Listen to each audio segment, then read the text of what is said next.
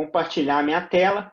Na semana passada, nós estudamos sobre os auxiliares da justiça, falamos de cada auxiliar da justiça, explicando as funções e tudo mais.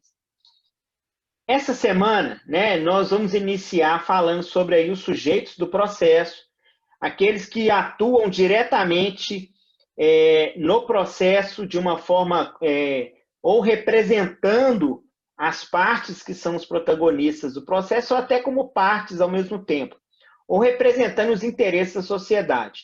O exemplo que eu estou dando aqui para vocês é um dos sujeitos do processo, que é um dos sujeitos importantíssimos no processo civil, no processo penal, no processo coletivo, é o Ministério Público. O Ministério Público, ele é um órgão que, por sua vez, tem autonomia e independência, pessoal, e ele atua na defesa da sociedade. Então, quando a gente fala do MP, ele é representante da sociedade e ele vai ter a função de contrapoder, ou seja, ele tem aquela função questionadora, ele tem aquela função de independente, de defender a lei, independente de quem está transgredindo a lei, ele lá no Ministério Público tem a função de defender a lei no sentido de que ela seja cumprida, independente da pessoa, de quem for, independente de como foi o Ministério Público, ele, como representante da sociedade, ele vai fazer isso. Ele é um órgão executivo com autonomia e independência. A instituição, ela é una e indivisível. E aí, quando eu falo isso, o Ministério Público, pessoal, ele vai ser, o Ministério Público brasileiro é um só. Só que ele vai ser organizado em Ministério Público Federal, Ministério Público Estadual, Ministério Público do Trabalho, mas tendo dependendo da competência de atuação dele. Mas não deixa de ser o Ministério Público que vai ter as funções que todos os promotores de justiça têm quando da participação no processo, bem como na defesa dos interesses da sociedade. O promotor de justiça pode substituir o outro promotor, por quê? Porque, na verdade, o Ministério Público ele está ali representando a instituição MP, beleza? Cada promotor de justiça ou procurador, e da mesma forma que nós temos o juiz de direito de primeira instância, o desembargador, que é o de segunda instância, nós temos os representantes do Ministério Público, que são o promotor de justiça na primeira instância, que é o representante do Ministério Público no acompanhamento, na atuação dos processos que tramitam em primeira instância.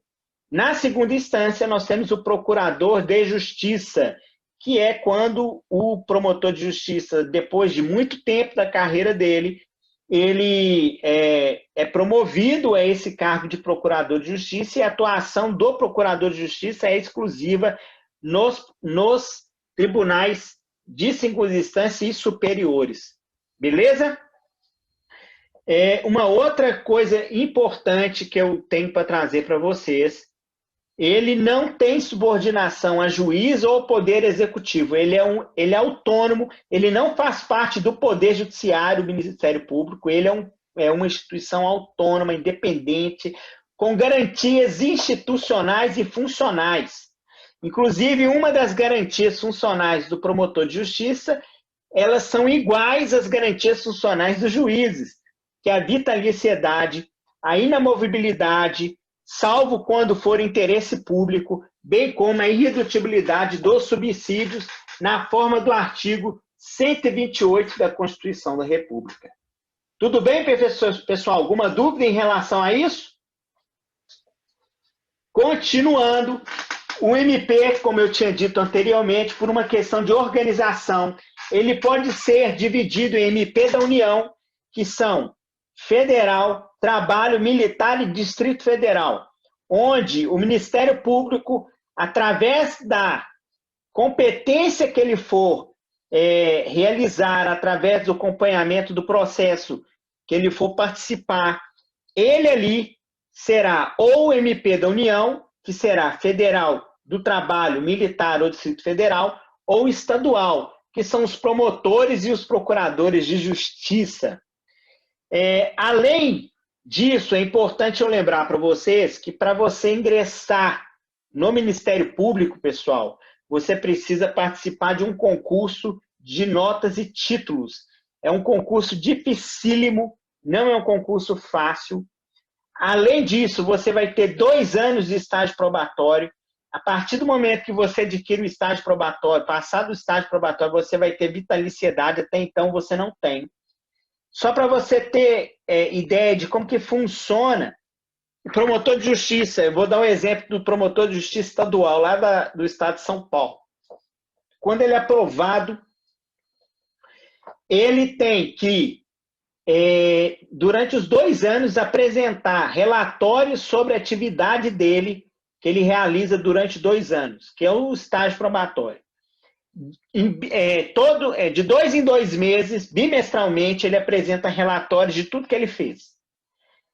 Desses relatórios que ele apresenta, ele vai ser avaliado pela Corregedoria do Ministério Público, onde na Corregedoria do Ministério Público, eles vão dar uma nota para ele. Ruim, bom, não, insuficiente, bom, não, insuficiente, regular, bom e excelente. Então, são 4 notas. Pois não, Charles? Se o MP é uno e indivisível, como é que ele pode ser dividido? Por uma questão, aí que eu falei isso antes, por uma questão organizacional. Então, ele está sendo dividido não pelo fato de ser um Ministério Público que é dividido. A instituição MP, ela é única, da mesma forma que o Poder Judiciário é único. Ele se divide para resolver, para poder exercer a função que ele é chamado e para ele ter maior efetividade, para ele ter eficiência. E isso é por uma questão organizacional. Ele tem a independência para isso, ele tem autonomia para isso. Então, por isso que ele se divide em MP da União e MP estadual. A MP da União, ele vai se dividir. E aí, com essa divisão que eu falo, ele vai se organizar em Federal, Trabalho, Militar e Distrito Federal, que são os MPs atuantes nesses respectivos órgãos do Poder Judiciário. Na Justiça Federal, no Justiça do Trabalho, na Justiça Militar, e aí tem o Ministério Público do Distrito Federal. E por que ele é separado? Porque o Distrito Federal é competência da Justiça da União, né? Então, assim, o Ministério Público lá do Distrito Federal, ele também é da União. Por quê? Porque tudo lá, o Poder Judiciário, por ser Distrito Federal, isso é por uma questão constitucional, não é que ele é competência, mas ele é de responsabilidade da União. Então, quem paga o provento deles é a União, é o governo federal, não é o Estado, da mesma forma que nós temos aqui o MP estadual, que os promotores, eles são da competência do Estado, vamos falar dessa forma, apesar deles terem autonomia, independência financeira, autonomia organizacional e tudo mais. Mas o dinheiro que sai para poder realizar o pagamento sai do Estado. Já o dinheiro lá do Distrito Federal para efetuar o pagamento do MP da União, sai da União. Beleza? Isso é uma questão organizacional, mas quem definiu essas questões foi a Constituição da República, e aí é legal isso. Beleza? Mais alguma dúvida? Nisso, os promotores eles podem se comunicar entre estados, por exemplo, como promotor daqui pode trabalhar no São Paulo? Não, né? Essa divisão Não, porque ele, da mesma forma do Poder Judiciário, eles possuem competência estadual. O trabalho, e na verdade o concurso que eles fazem para o promotor de justiça do Estado de São Paulo.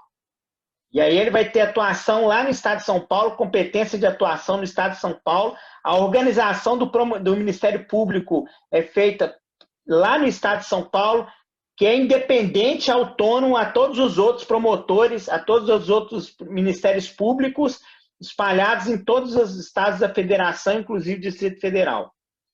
Professor, pois não, Charles? dá uma rebobinada, então, e explica por que ele é uno e indivisível, porque nessa organização ele não está sendo nem uno nem indivisível. O que eu quero dizer para vocês em relação a uno e indivisível, porque A instituição Ministério Público, ela é una. Então, o mesmo promotor de justiça que tem lá no São Paulo, ele tem os mesmos poderes e as mesmas funções que um promotor de justiça aqui em Minas Gerais. Ele não vai ter menos direitos e menos funções de atuação. Vai ser a mesma função, a mesma e os mesmos direitos e garantias institucionais e funcionais. Porque quem definiu isso foi a Constituição da República. Percebeu, Charles? Por isso que ele é unidivisível. Igualdade, né? Isso, por isso que ele é unidivisível.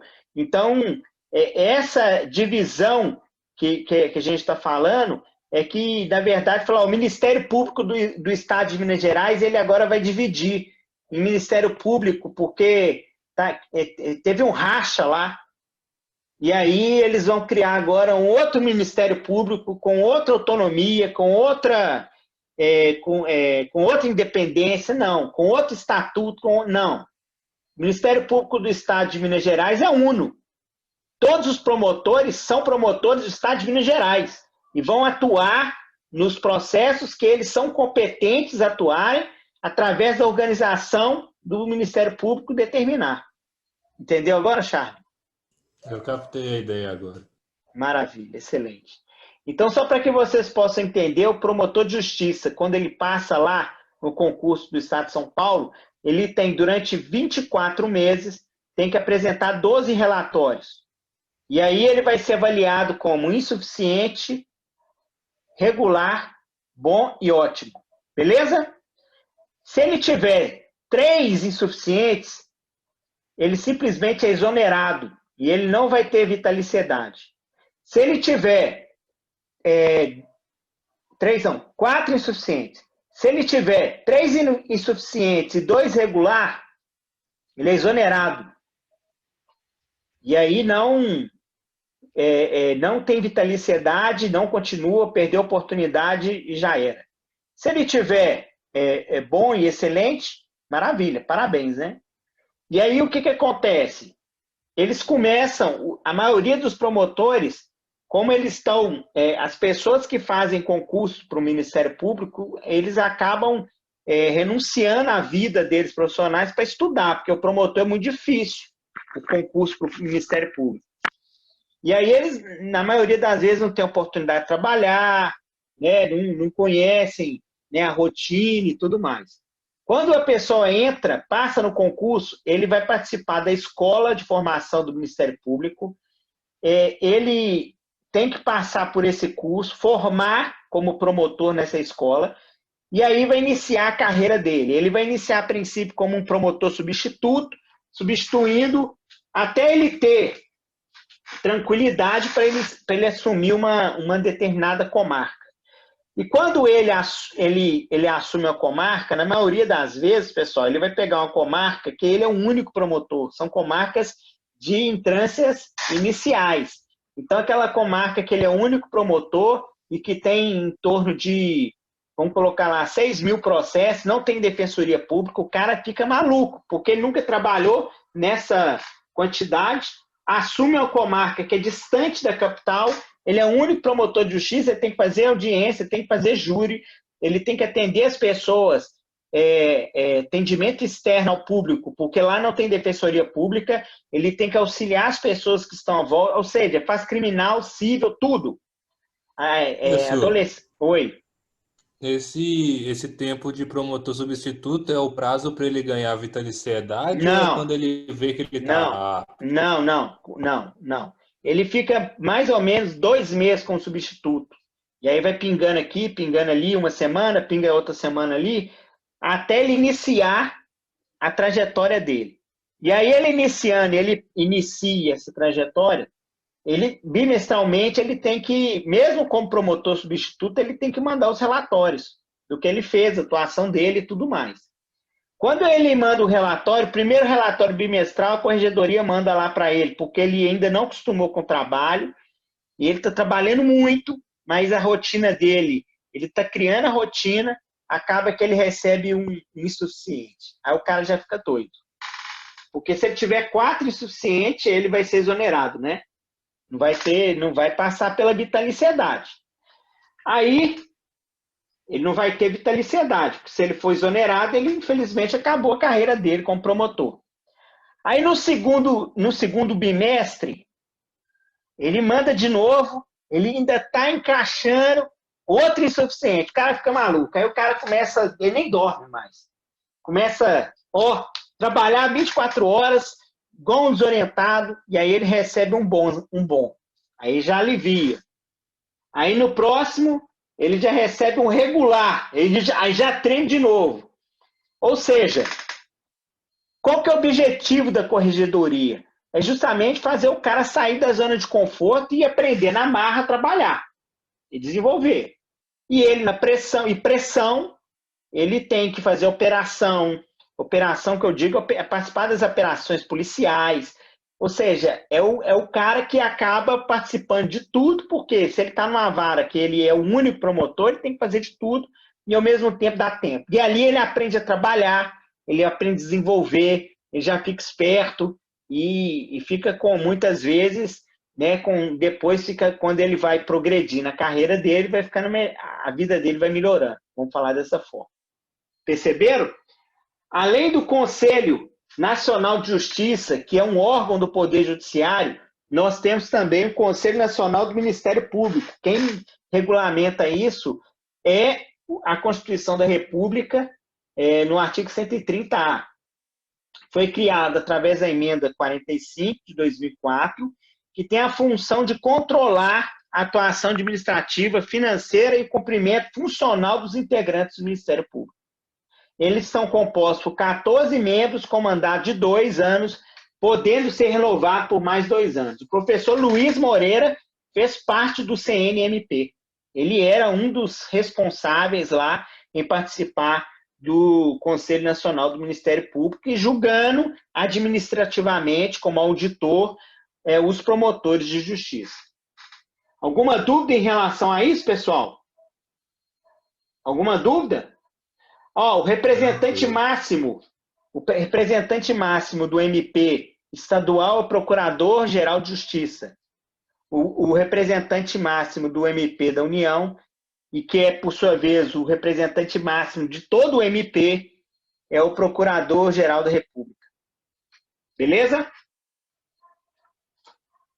Continuando, nós vamos agora falar de umas mais belas, como sujeito do processo, uma das mais belas profissões que nós temos, que é do advogado. Eu sou advogado, tenho orgulho de dizer isso, além de professor universitário. E o advogado, ele é aquele que vai garantir o direito das pessoas que têm como objetivo, que estão com algum conflito, com algum litígio, é ele que vai garantir esse direito. O advogado, ele tem a função de gerar soluções. Vocês estão na faculdade apresentando a técnica. Para quê? Para gerar soluções.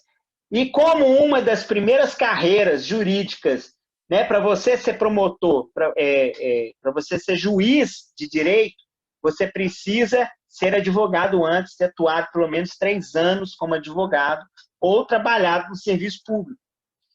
Mas a advocacia, ela abre os horizontes. Todos vocês que têm interesse de ser juízes, e eu acredito aqui que nessa nossa turma vão sair vários juízes, promotores, advogados, delegados, e eu estou profetizando, se Deus quiser isso acontecer, torço muito por vocês. A advocacia é a escola onde você inicia a sua trajetória como operador do direito. O advogado, para ser advogado... Pois não, Charles? O senhor vai abrir as portas do Pinto e Soares para a gente ganhar os 3 anos de trabalho jurídico? Olha, quem sabe, hein, Charles? Tudo é possível. Maravilha. E aí, o advogado, para ele ser advogado, ele tem que ser bacharel em direito, inscrito na OAB. Então, para você ser advogado, Charles, você tem que passar no exame de ordem. Qualquer advogado, para ser advogado, tem que ser bacharel e passar no exame de ordem. Ele é um profissional que é habilitado em atuar nas ações judiciais, bem como realizar consultorias bem como representar as partes em delegacia, realizar qualquer tipo de interrogatórios, acompanhamento de diligências. O advogado ele vai ali gerar o equilíbrio, porque por ser aquele que tem um conhecimento técnico, ele vai auxiliar o seu cliente quando na condução da marcha processual, bem como no acompanhamento de qualquer outra situação que exigir a presença do advogado, ou se não exigir a presença do advogado, mas que aquela pessoa que está passando por uma determinada situação achar necessária a presença do advogado, na confecção de um contrato ou em qualquer outra situação da vida civil. Beleza, pessoal? Esse ministério do advogado é privado, não é público. O advogado ele vai prestar um serviço público e exercer a função social. Ele tem que realizar essa atividade com ética. Se ele não realizar com ética, com independência e acreditando, acima de tudo, né, em que está defendendo o Estado democrático de direito. Outra coisa, se ele não realizar com ética a sua atividade, ele, advogado, é possível que ele responda por um processo ético disciplinar. Qualquer tipo de prejuízo, né, ou qualquer ofensa ético-profissional, isso vai gerar, inclusive, num processo administrativo que, conforme a gente conversou aqui, através do exemplo do Evelyn, ele vai possivelmente ser, no final, condenado por uma infração ética profissional. E aí tem suspensão, que é primeiro tem uma advertência, dependendo. Essa advertência ela pode ser convertida, dependendo se ele é primário, pode ser convertido numa advertência por escrito, sem nenhum tipo de registro lá funcional no prontuário do advogado. Você sabia que o advogado tem prontuário?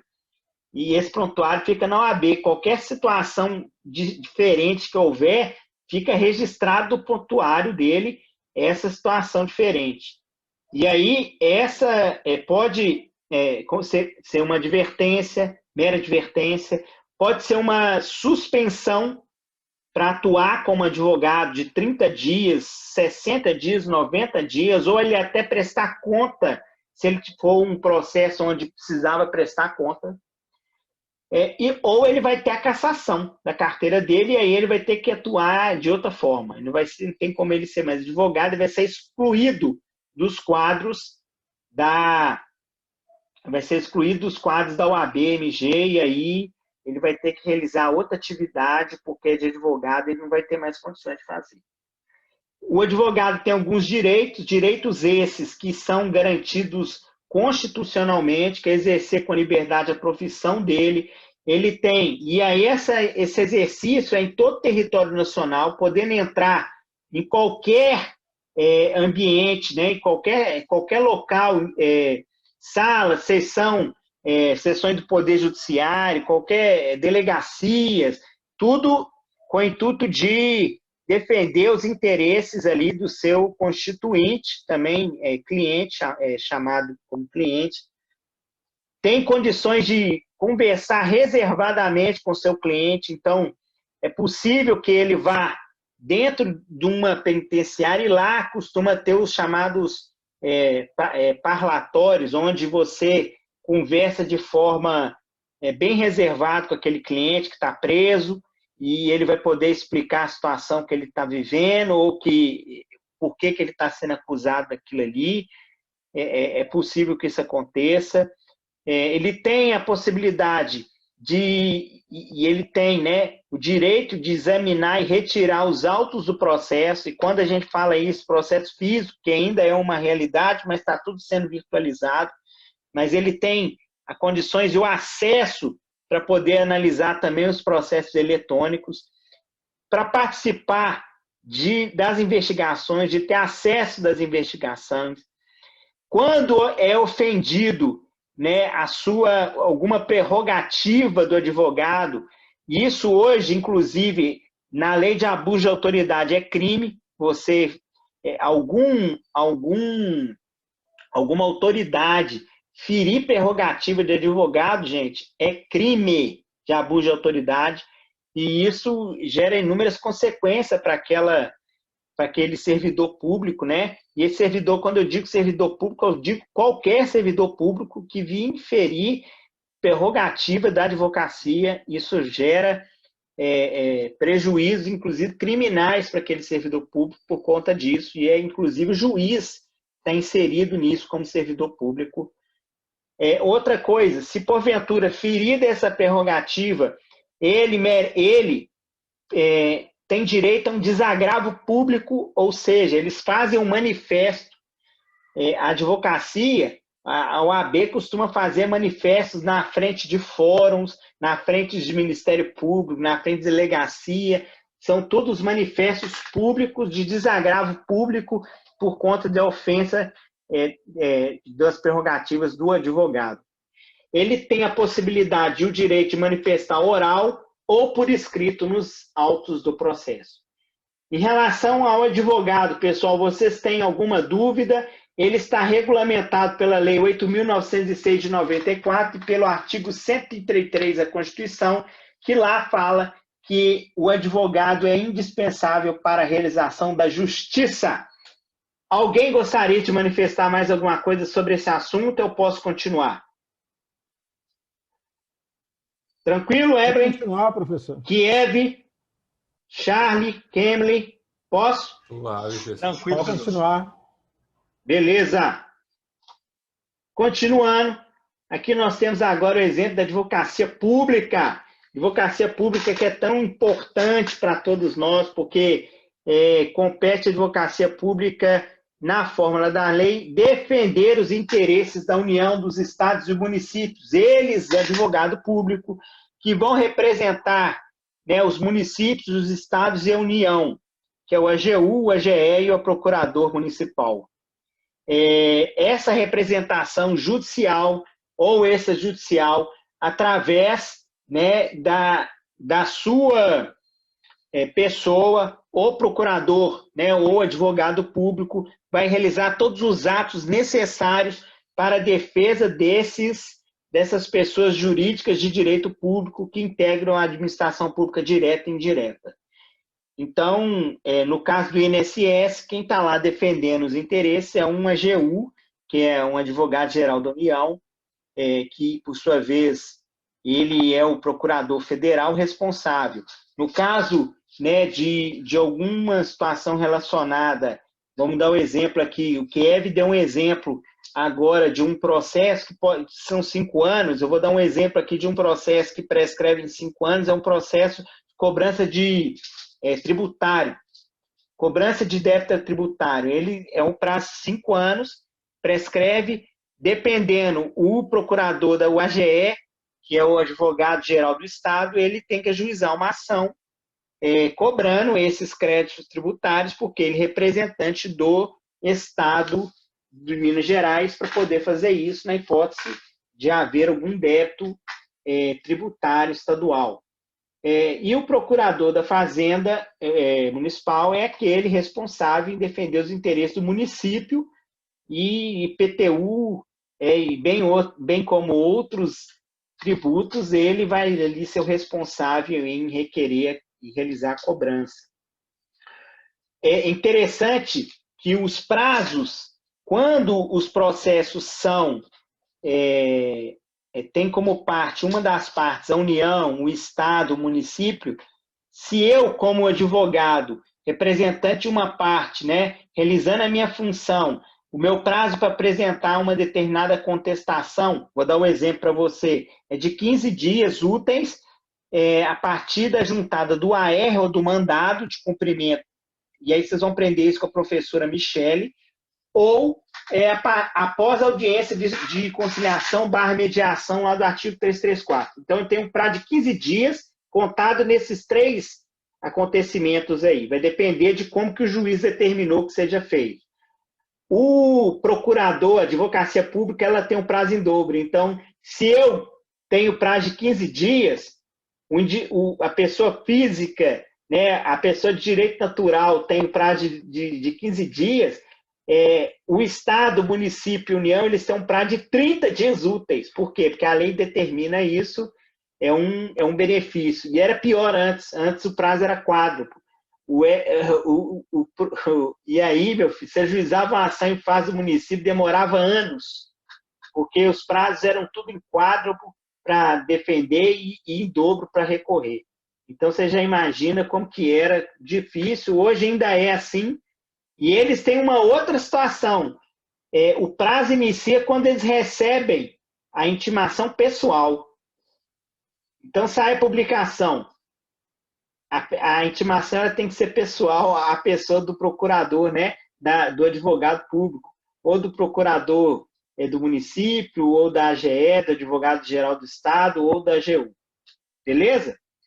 São garantias da advocacia pública, a independência funcional, que é uma garantia muito importante, dele realizar os atos, né, na forma daquilo que ele acha que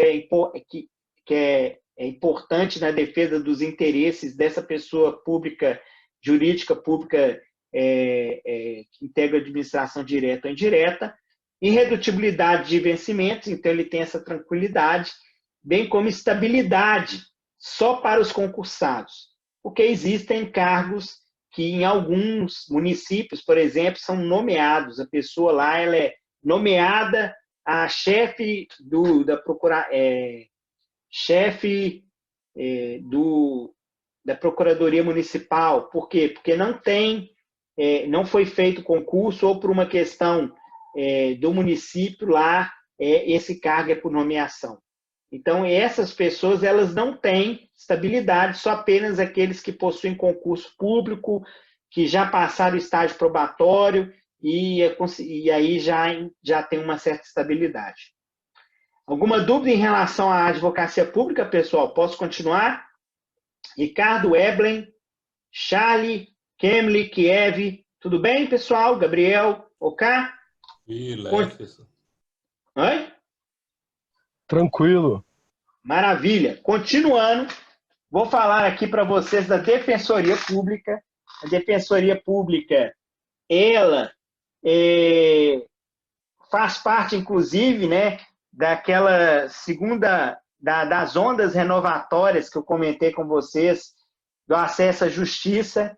A Defensoria Pública ela foi criada para poder exercer defesa aí dos interesses daqueles que não têm condições de contratar um advogado privado, são pessoas pobres. Isso tudo é justamente para poder defender e prezar a dignidade da pessoa humana e para diminuir as desigualdades e dar acesso, né, à jurisdição a todos aqueles, o rico e ao necessitado e ao pobre. Então, o defensor público, ele obrigatoriamente tem que defender os interesses daqueles que são necessitados. A pessoa que procura uma defensoria pública, ela tem que demonstrar que ela é uma necessitada, que não tem condições de arcar com os honorários do advogado privado e que ele está ali justamente em razão disso. Ele vai garantir o devido processo legal, vai garantir o Estado democrático do direito e vai defender e gerar soluções para aqueles que não possuem condições de contratar um advogado. Essa Defensoria Pública ela vai abranger a União, Distrito Federal e os estados. É interessante dizer que nem toda cidade tem defensor público, pessoal. Não são todas as cidades, a maioria das vezes, e aí, pasmem, somente as capitais e as grandes cidades possuem defensor público. Nas pequenas cidades não possuem defensor público, e aí, para que a pessoa não fique sem a oportunidade de defesa, é nomeado um advogado chamado advogado dativo. Ele vai realizar a defesa, ele vai ser nomeado pelo juiz e vai realizar a defesa dos interesses, e quem vai efetuar o pagamento para ele dos honorários é o Estado. Mesmo, e aí, outra situação, mesmo nas capitais, em razão do volume de serviço e do volume de processos existentes, nem todos os defensores públicos conseguem realizar a atuação de todos os processos, e é mesmo assim nas capitais, inclusive nas varas criminais, é nomeado defensor dativo para poder defender os interesses daqueles que estão ali necessitando de um amparo, né, e para que não seja suprimido a garantia dos princípios da ampla defesa, do contraditório, do Estado Democrático de Direito e do devido processo legal. As garantias do defensor público, independência funcional, ele vai realizar suas atividades, né, de forma independente. Ele tem uma outra garantia, caso ele queira, da inamovibilidade também. Ele vai permanecer no local onde ele está ali lotado, só se tiver interesse dele de sair de lá, que ele sai. E redutibilidade de vencimentos e estabilidade após passado o prazo do estágio probatório. Antes disso, se ele não cumprir da forma como deveria, ele não tem estabilidade, e aí ele vai ser exonerado antes mesmo dele ter essa estabilidade. A carreira do defensor público é uma carreira muito bonita, é uma carreira que inspira todos nós, porque é uma pessoa que está atuando junto daquele que mais necessita, que é aquele que muitas das vezes imagina que não tem nem um suspiro de direito, e ele está lá do lado, diante das inúmeras dificuldades que muitos pobres e necessitados têm de garantir o seu direito de defesa, e o promotor e o defensor público vai estar lá atuando, ou, não sendo defensor público, o advogado dativo. Ok, pessoal? Mais alguma dúvida em relação a isso? Posso continuar? Posso? Pode, professor. Professor, Pois não, Thiago. Uma das características que mais dá valor ao advogado, pelo menos para a gente que tem mais condição, é a possibilidade de recorrer até não ter como mais. Através do defensor público, com o Estado pagando, tem essa possibilidade de recorrer também? Deixa eu te falar um negócio, Charlie. Olha para você ver, cara, isso que você falou é interessante, mas aqui, o fato de você ficar recorrendo não é vantagem, não. Vou te explicar por quê. Primeira coisa, quando, após o recurso, transitado em julgado aquela decisão ela vai tornar o quê? Um título executivo judicial, e aí você vai exigir o cumprimento dela. E quando você exige o cumprimento dela, é realizado uns cálculos liquidando aquela decisão, e quando houver a necessidade de realizar um pagamento, os cálculos que são realizados 1% de juros ao mês e mais correção, dá quase 2%. Se você ficar demorando aí, imagine vocês, um valor, vamos fazer uma conta bem baixa aqui, só para a gente poder fazer uma conta redonda. A correção ela quase chega a 1%. Então, vamos colocar 2% de acréscimo por mês. Um processo demorando 5 anos, você multiplica aí 5 vezes 12, vai dar quanto? 60? 60. 60. Vamos falar de uma ação de R$1.000, Ricardo. R$1.000 vezes 60% de juros. Amigo, você acha que vale a pena? Hã? R$1.600. Quase dobrou. Você acha que vale a pena ficar recorrendo, Charles? Vale não, amigo. Quem tem essa ideia, que aplicação nenhuma tem esse valor, essa correção. Hoje, no Brasil, você não tem uma correção nesse valor. Então, até as grandes empresas já viram e já perceberam que, se não está bom o direito dela, vamos fazer um acordo que é a melhor coisa. Isso aí é análise econômica do direito, vai falar melhor. E aí você vai perceber que vale a pena um bom acordo do que você tomar uma condenação e depois vir aí uma correção gigante. E a gente está falando de R$1.000. Vamos imaginar se isso aí é R$10.000, R$16.000. Vamos imaginar se isso é R$100.000, R$160.000. Ou seja, amigo, não compensa.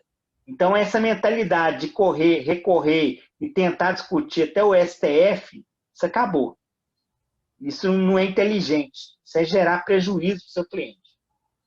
O Estado não, o Estado vai até o final, né?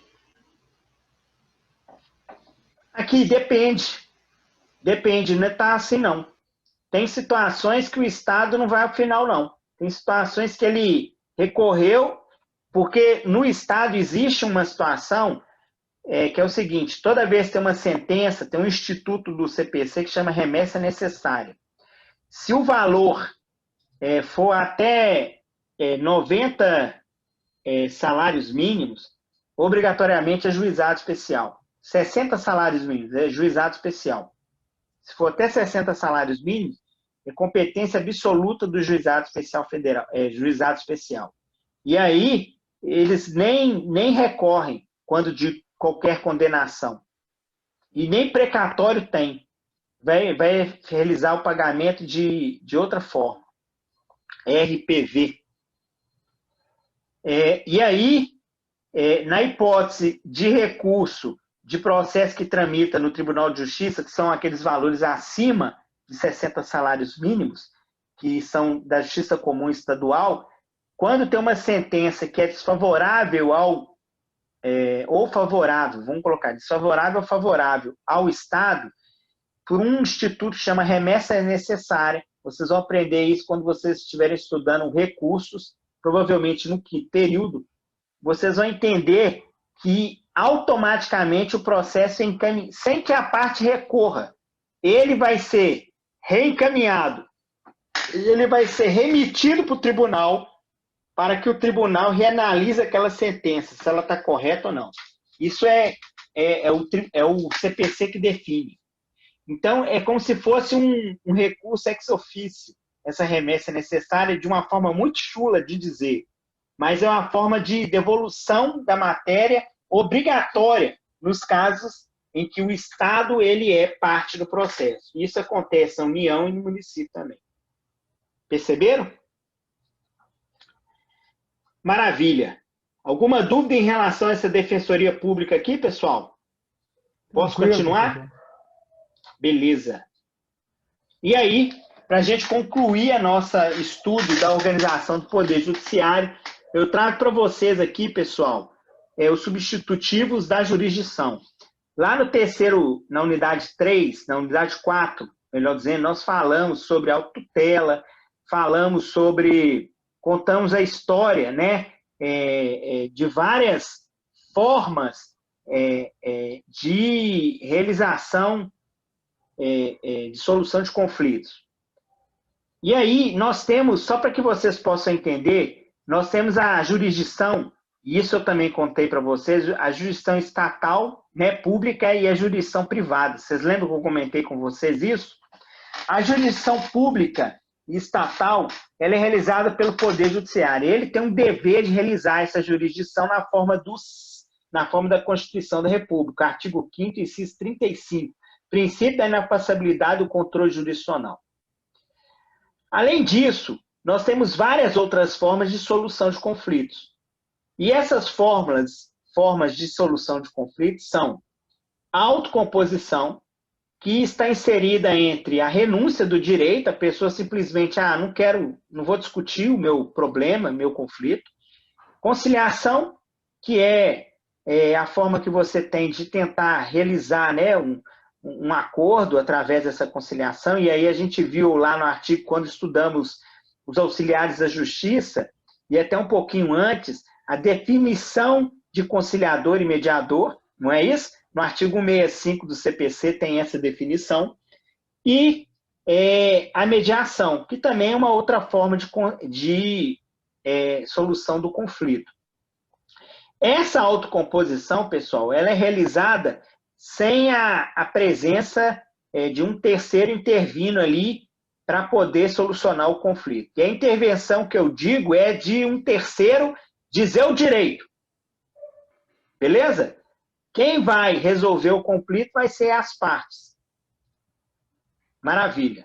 E temos também a chamada justiça privada, que é realizada também, chamada de heterocomposição, e que a arbitragem ela está situada nessa forma de solução de conflito, que é da forma da heterocomposição, onde tem um terceiro que ali vai definir aquele conflito e vai intervir para a solução do conflito. A arbitragem no Brasil hoje ela é disciplinada por uma lei própria, que é a Lei de Arbitragem. Além disso, a arbitragem está inserida no CPC, no artigo 3º, quando nós temos lá nas normas fundamentais que é dever do Estado realizar, né, a jurisdição, e no parágrafo 1º desse artigo 3º, nós temos que a arbitragem ela é autorizada na forma da lei. Além disso, no CPC, nós temos também no artigo 515, no artigo 515, inciso 7º, a sentença arbitral como título executivo judicial, e temos também como preliminar de contestação, numa das preliminares, se ficar demonstrado que existe uma cláusula arbitral ou uma convenção arbitral, é uma das formas de não validade do processo, porque se você, e aí eu vou explicar melhor mais na frente para vocês, quando a gente estiver estudando já a unidade 8ª, a arbitragem, quando você escolhe realizar a solução daquele conflito através da arbitragem, pessoal, você vai fazer isso de forma expressa, assinando uma cláusula arbitral. No contrato que você realiza, no negócio jurídico que você realiza, você tem que deixar expresso que, na hipótese de alguma demanda ou de algum conflito ou de algum litígio existente que tem como objeto aquele contrato, a forma como será solucionado será na forma arbitral. E aí, essa cláusula arbitral obrigatoriamente faz com que toda e qualquer discussão será discutida pela arbitragem. Professor, tem condição, eu tendo esse contrato, e no contrato havendo a cláusula arbitral, eu posso tentar discutir esse contrato em juízo, através de uma ação judicial? Não. Porque você tem autonomia da vontade de assinar ou não aquele contrato que coloca como uma das formas de solução de conflito a arbitragem. Se você escolheu assinar e autorizar aquilo ali, é a única forma que você vai ter para poder solucionar o conflito. Isso é escolha que você vai realizar, isso é exercer a sua autonomia privada, a sua autonomia da vontade. Por isso que ele é uma das hipóteses de extinção do processo sem resolução de mérito. Vocês vão aprender isso com a professora Michele no 4º período, que é justamente por inexistência, né, da validade dos pressupostos processuais, e vocês vão aprender comigo. Lá na unidade 8ª, eu vou explicar isso para vocês de forma mais detida. Aquele processo ele não torna mais válido, porque se você escolheu utilizar arbitragem, você vai fazer pela arbitragem a solução do seu conflito, e aí você não pode utilizar a jurisdição pública estatal para poder buscar a solução do seu conflito. Não tem como você pedir assim, Estado, resolva o meu direito? Não. Você vai ter que utilizar da arbitragem, porque foi opção sua. Beleza? A arbitragem ela tem como característica a confidencialidade, ela tem como característica, diferente do processo, os autos do processo e o processo civil, ele é público, são públicos, a arbitragem ela é confidencial, é a confidencialidade. Não tem como, além das partes, ter acesso àquele processo. Então, ela funciona muito quando você está discutindo grandes valores, quando você está discutindo operações de grandes empresas, discutindo questões relacionadas, até questões relacionadas a segredo industrial, eles utilizam a arbitragem, porque ali vai estar sendo discutido apenas entre os árbitros e as partes que estão, e os advogados, né, que estão ali representando as suas partes. A arbitragem ela tem um tempo mínimo de duração de 6 meses e no máximo de 20 meses. A arbitragem ela não tem recurso, a decisão arbitral é irrecorrível, que é outra questão que é interessante, por ser, ela vai ter ela pode ser recorrível apenas para discutir alguma obscuridade, omissão ou contradição na sentença arbitral, apenas isso. Não existe segunda instância na arbitragem. Então, aquela sentença que foi proferida, ela vai ser uma sentença que vai depois, futuramente, ser um título executivo judicial, caso não for cumprida espontaneamente aquela sentença. E ela é segura porque o árbitro ele é escolhido pelas partes, na maioria das vezes é um especialista daquele assunto, ele não é um generalista igual o juiz, e aí, por ser um especialista, fica até um pouco mais fácil dele analisar o caso, as provas e julgar aquela questão. Pode existir uma arbitragem através de um árbitro, ou você pode escolher a realização da arbitragem através de um tribunal arbitral composto por 3 árbitros, e não é igual ao tribunal nosso de segunda instância, pelo contrário, ali não tem segunda instância na arbitragem, mas é uma decisão colegiada que foi proferida por 3 árbitros, ou seja, gera mais segurança ainda. Os custos da arbitragem são altos, porque é proporcional ao valor daquela demanda, então é percentual. Existem várias câmaras de arbitragem espalhadas no Brasil.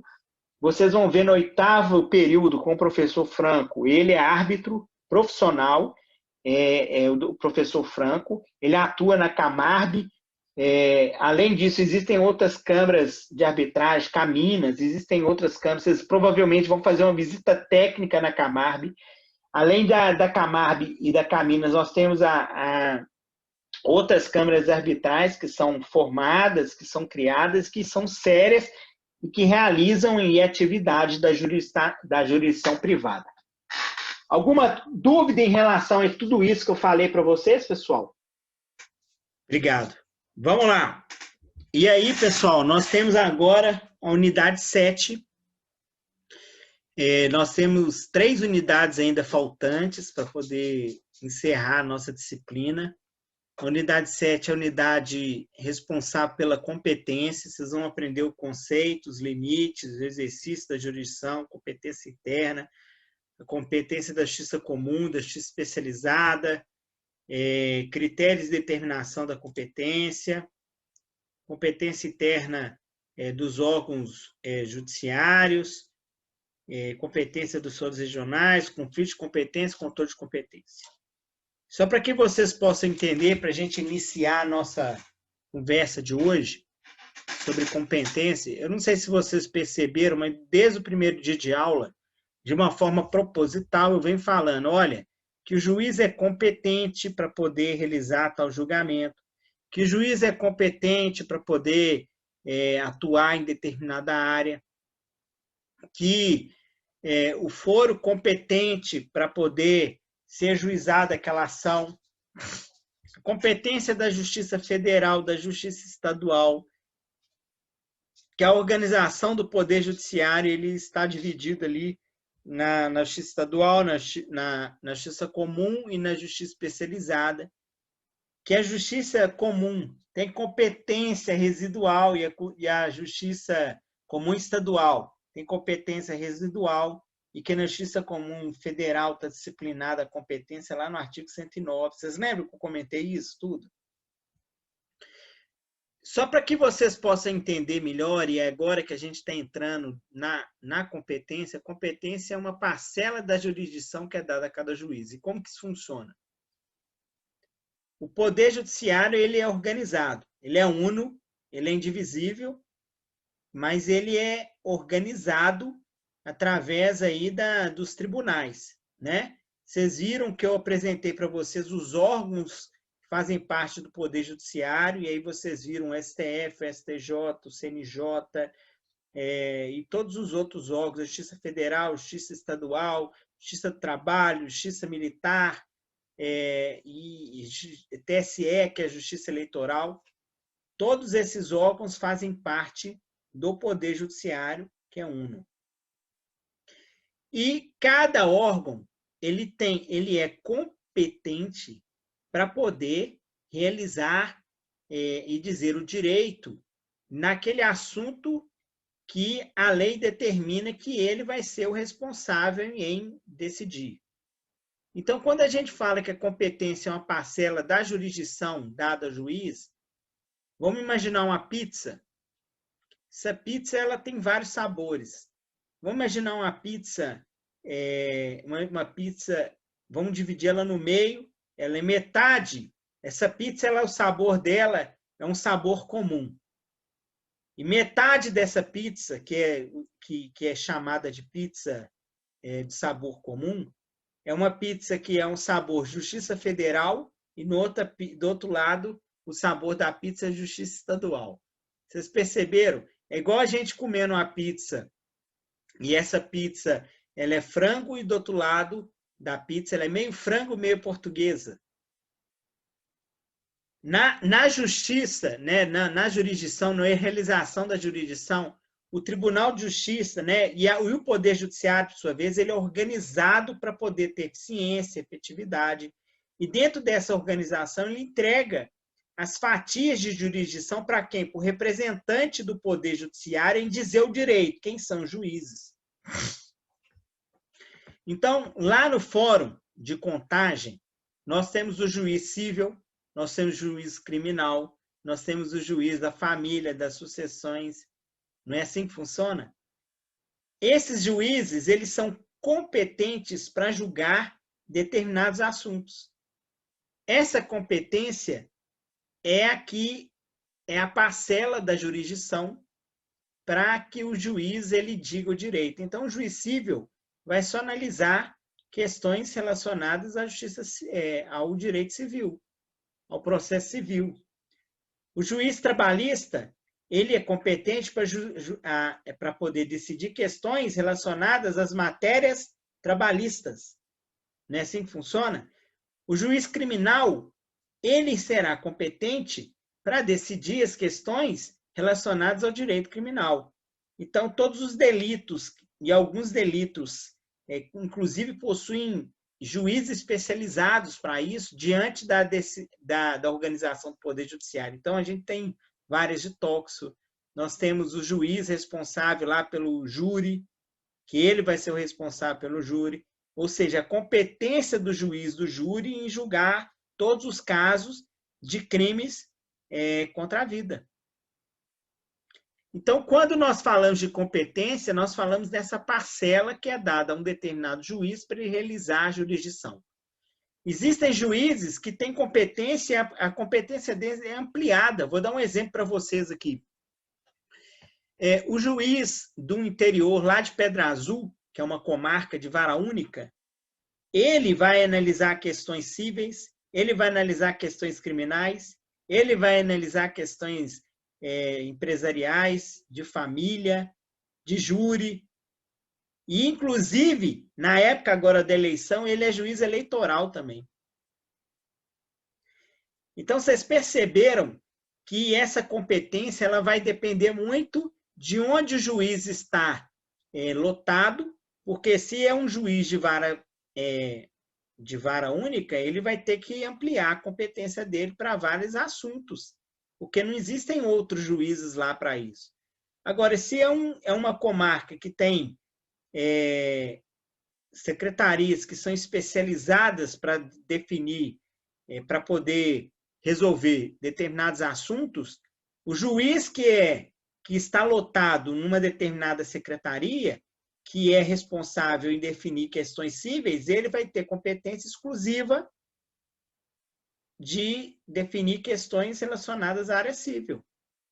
Da mesma forma, se tiver uma determinada comarca que tenha um juiz especializado para família, ele vai ser um juiz responsável apenas a julgar processos relacionados a direito de família.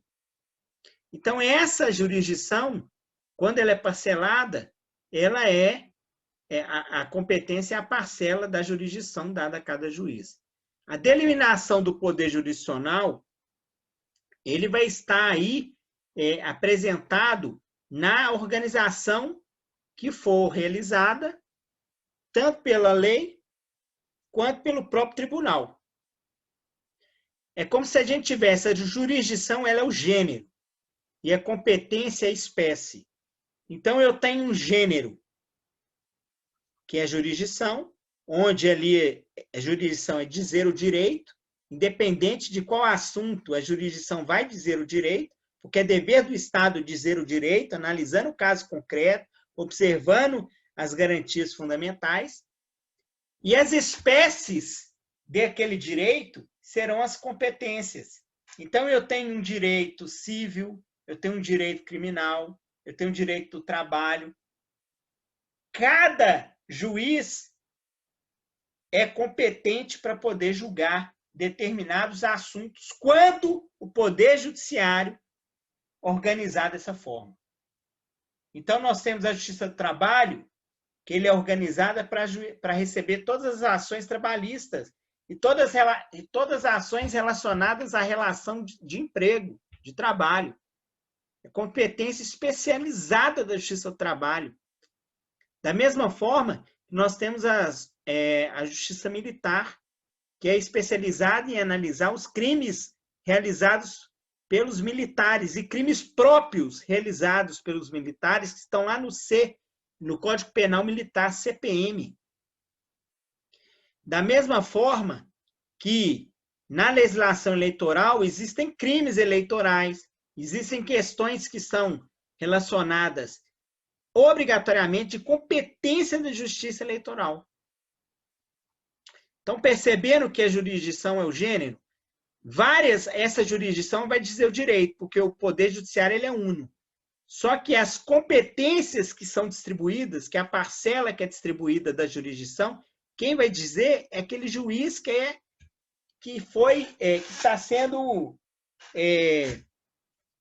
responsável em dizer, que está lotado para poder dizer e para dizer aquele direito dentro daquela espécie de competência. Me fiz compreendido ou está confusa a cabeça de vocês? Professor, Pois não, Charles? a competência da Justiça Eleitoral é só federal, não é? A Justiça Eleitoral, Charles, só para que você entenda, depende. Porque nas comarcas que não tem representante da Justiça Eleitoral, quem realiza essa Justiça Eleitoral, e na verdade vai depender, porque também é estadual. Então, vou te falar, o presidente do TSE é um desembargador do Tribunal de Justiça de Minas Gerais. Eu perguntei porque eu estava fazendo uma pesquisa, né, para fazer o estudo dirigido. E eu fiz essa questão de competência de juiz estadual, de justiça estadual e justiça federal. Na justiça estadual falava que era composto por juízes que atuavam na primeira instância e na segunda instância. E cabia a eles, além dos juizados especiais civis e criminais, e também aquelas de competência que não seja de outro órgão jurisdicional. Só que aí fala, na competência federal, fala que o eleitoral é deles. Aí eu fiquei com essa dúvida. Não. O juiz estadual, ele recebe, na época da eleição, ele também assume, ele é investido para decidir as questões da justiça eleitoral. Por quê? Porque não existe juiz espalhado, específico para poder resolver essas questões. Então, é aquele juiz que está ali lotado, que está ali numa determinada comarca, que tem eleição, né? Então, vou dar um exemplo de novo. Pedra Azul, lá tem prefeito, não tem? Lá tem candidato a vereador, não tem? Esse juiz da comarca, que é o juiz civil, que é o juiz criminal, que tem competência ampliada, porque ela é vara única, ele vai também ter a competência da justiça eleitoral. Ele vai julgar os processos eleitorais. Quem definiu isso fui eu? Não. Quem definiu isso foi a Constituição, foi a norma, foi a lei extravagante. Isso quem foi definido foi a lei. A lei definiu isso. Então, a competência, quem define é a lei. Percebeu? Tanto que ele recebe 70% a mais do salário dele. Então, se ele recebe, vamos dar um exemplo aqui, 20 mil reais, na época da eleição ele recebe 20 mil reais mais 70% do valor de 20 mil reais. Só para ele exercer a função de juiz eleitoral. Eu acho o artigo que fala disso aqui agora, professor. Viu? Tranquilo. Maravilha. A competência, ela é determinada, ela é uma determinação jurisdicional disciplinada pela Constituição da República, conforme eu já falei para vocês, ou pela lei ao órgão jurisdicional para julgar certas questões. Ok? Limites da jurisdição. Ela tem um limite espacial, devendo ser exercido em todo o território brasileiro, né? E a lei determina para o juiz em relação às ações imóveis, às ações de sucessões, aí vai. E, além disso, ela tem um limite que é um limite subjetivo, que diz respeito às pessoas. Então, você vai analisar a competência pela matéria, e essa matéria, quem vai definir o que é competente ou não, vai continuar sendo a lei, ou ela pode ser competente também analisando pessoas, territórios, locais, lugares. Essa competência possui esse limite, objetivo e subjetivo. Quanto ao critério de organismo judiciário, a gente já conversou que existe a competência da justiça comum e da justiça especializada. Não foi isso que eu comentei com vocês? A justiça comum é a justiça estadual e federal, na forma daquele organograma que eu apresentei para vocês lá atrás, vocês estão lembrados? E na justiça especializada, que também é chamada de justiça especial, na forma daquele organograma, nós temos a competência trabalhista, eleitoral e militar. Preciso falar mais sobre isso ou está bem pacificada essa questão? Posso continuar? Posso continuar, pessoal? Oi, Evelyn. Voltou. Tá com saudade de você, cara. Tá com saudade Pode continuar, de você. professor. Normal. Quando eu não te vejo, eu falo, meu Deus, o Evelyn sumiu, foi embora. Tô aqui. Beleza. Vou apresentar para vocês aqui o critério de classificação da competência interna, que é a competência interna, pessoal, é a competência definida pelo STJ, pelo CPC, como a competência interna é a interna brasileira. E aí eu vou apresentar para vocês o seguinte: existem critérios de classificação dessa competência, e tem um critério objetivo.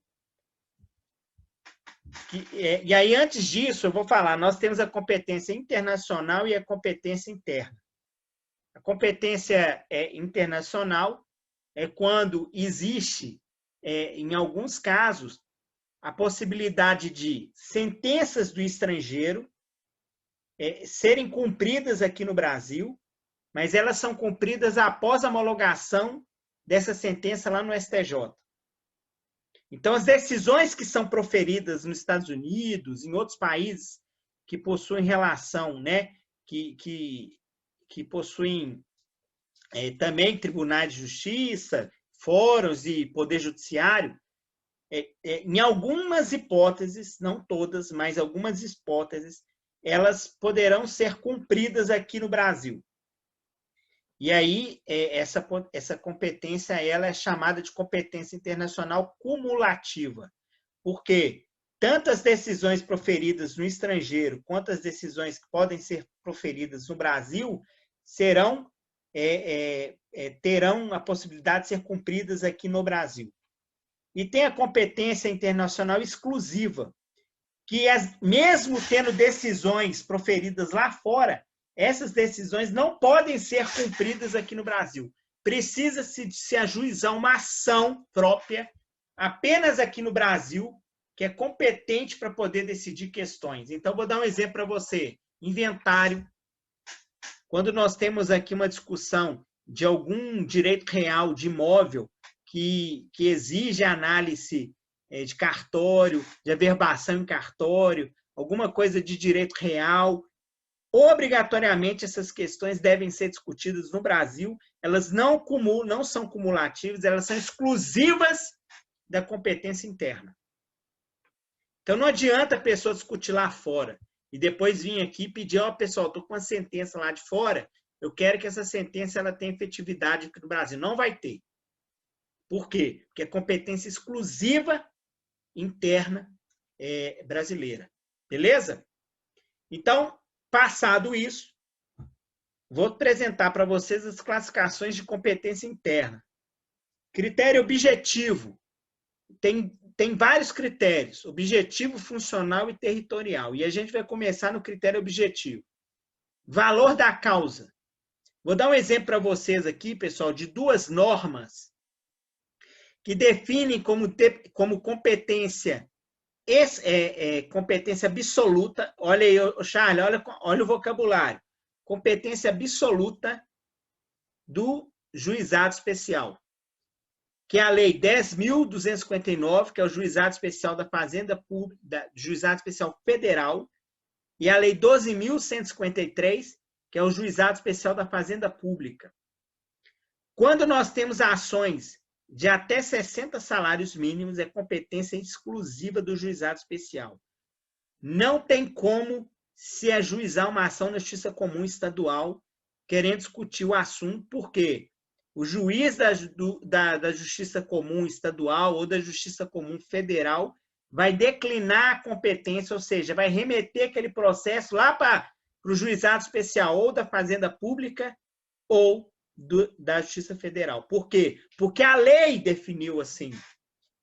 Ações de até 60 salários mínimos, obrigatoriamente, serão julgadas pelo juizado especial, sendo o juizado especial competente para poder realizar esses julgamentos. Na hipótese de que da Lei 10.259, quando for competência da Justiça Federal, e na hipótese da Lei 12.153, quando for competência da Justiça, da Fazenda Pública, ou municipal ou estadual.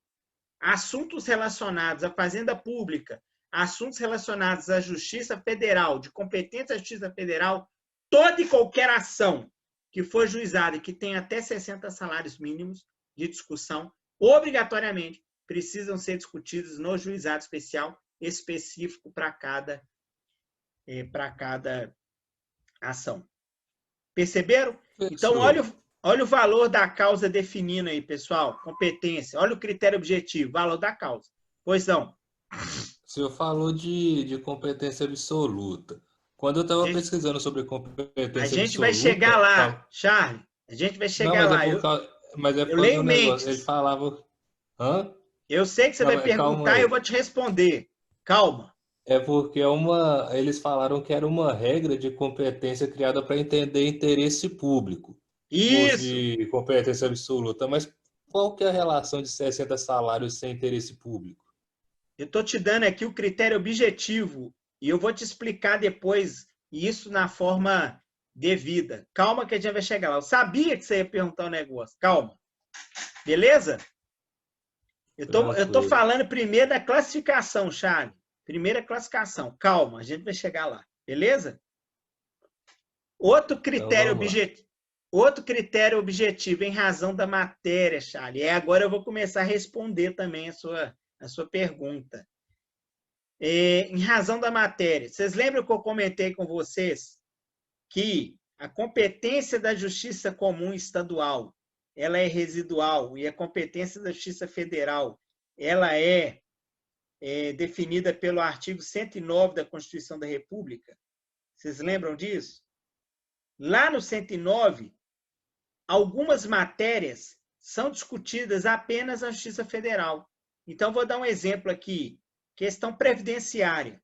O artigo 109 vai lá falar. Está lá falando que questões previdenciárias são da competência da Justiça Federal.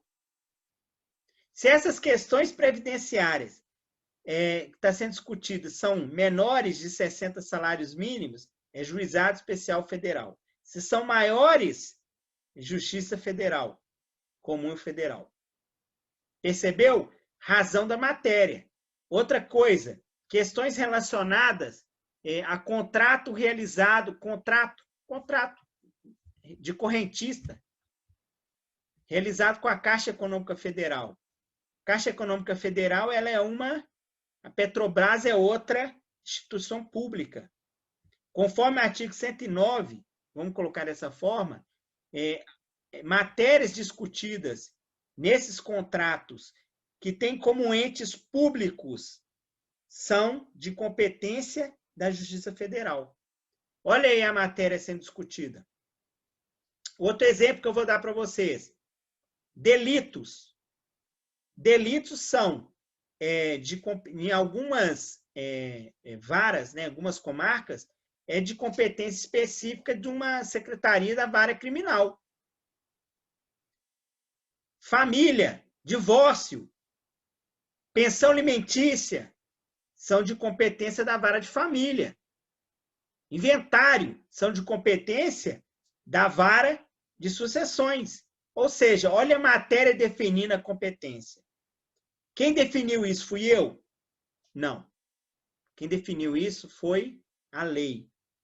Então, a lei define, em razão da matéria, que a competência ela pode ser uma competência da Justiça Comum, estadual, competência da Justiça do Trabalho, competência da Justiça Federal, competência da Justiça Militar. Quando eu tenho aí uma discussão trabalhista, a matéria que está sendo discutida, hora extra, relação de trabalho, competência da Justiça do Trabalho. Vocês estão percebendo que o critério objetivo em relação à matéria define a competência? Vocês estão vendo isso? Alguma dúvida em relação a isso, esse critério objetivo? Então, nós temos o critério objetivo, valor da causa, que eu expliquei para você, juizado especial.